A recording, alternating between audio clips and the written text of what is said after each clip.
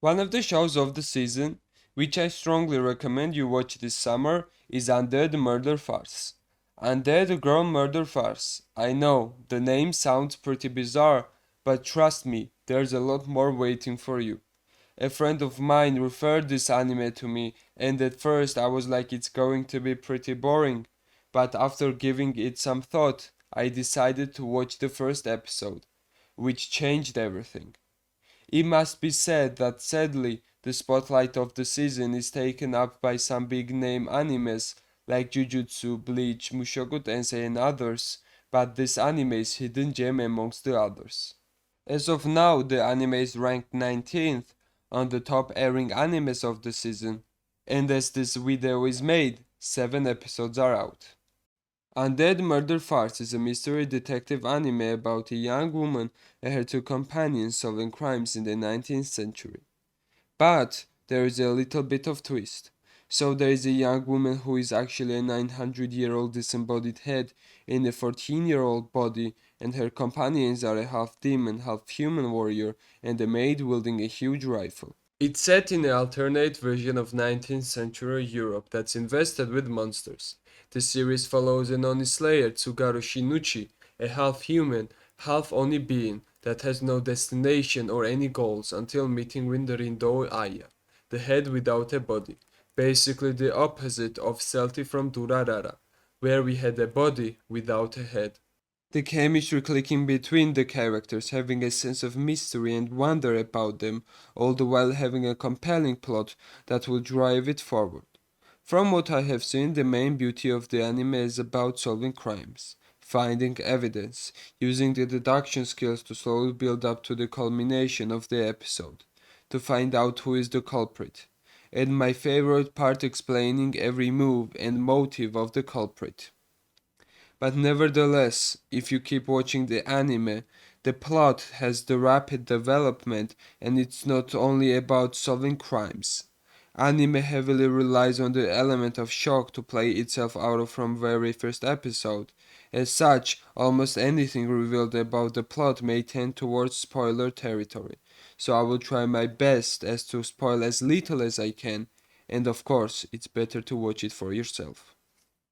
So imagine taking a few drops of Danganronpa, Black Butler, Monogatari series and Dr. Grayman and mixing it all together. That's the feeling I get from this anime. As it was mentioned before, the anime is a mystery detective all about solving crimes along with slowly going towards the main objective. If you're the shonen seinen type who only watches how Satoru Gojo literally destroys anything in his path, then maybe this anime isn't for you. The first thing I remembered while watching the anime was myself during the old days of watching Danganronpa, how I tried to take notice of every clue and find out the killer myself, which I wasn't very good at. Dialogues between Tsuichi and Aya is the beauty of the anime. These dialogues give me the Monogatari vibes.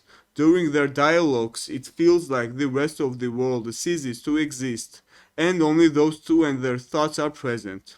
It's also iconic how the brain of the duo is only a head, and the body is a half only half human hybrid, which by the definition of anime terms already makes him strong. The professor creates some sort of intrigue, giving me the Dr. Grayman vibes, turning others into monsters and such. And if you haven't seen the animes I mentioned not so long ago, I strongly recommend you watch them cause they're classics.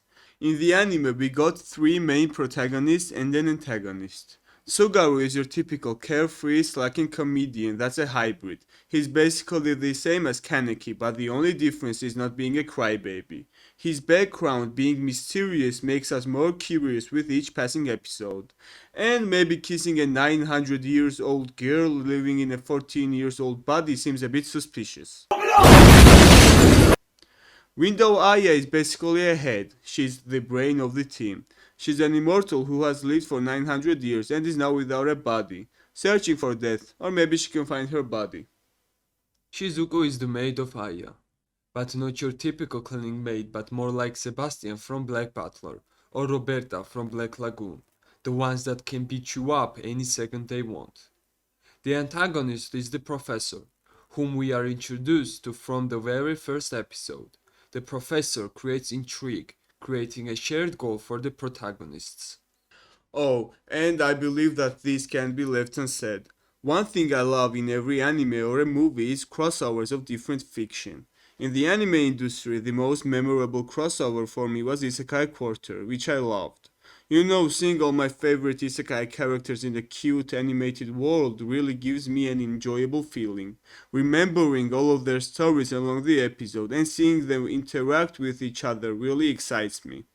This show features popular fictional characters like Sherlock Holmes, his companion Watson, Jack the Ripper, Frankenstein, vampires, and werewolves.